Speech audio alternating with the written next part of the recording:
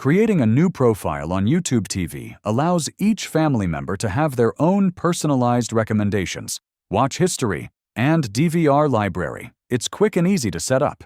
Here's how to create a new profile on any device. Step 1.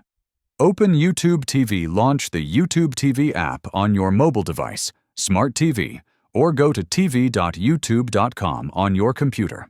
Make sure you're logged in with the primary account that manages the subscription. Step 2.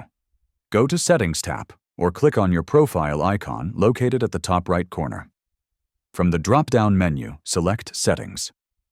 Step 3. Select Family Sharing, if needed. If you haven't enabled family sharing yet, go to Family Sharing and follow the prompts to set it up. This allows you to add up to 5 additional family members. Step 4. Add new family member. Select Add Family Member and enter the email of the person you want to invite. They'll receive an invitation to join your YouTube TV family group. Step 5. Let the new member create their profile. Once they accept the invitation, YouTube TV automatically creates a personalized profile for them. They'll get their own recommendations, DVR space, and watch list. And that's it. Each profile stays separate, making viewing more organized and enjoyable for everyone in the household.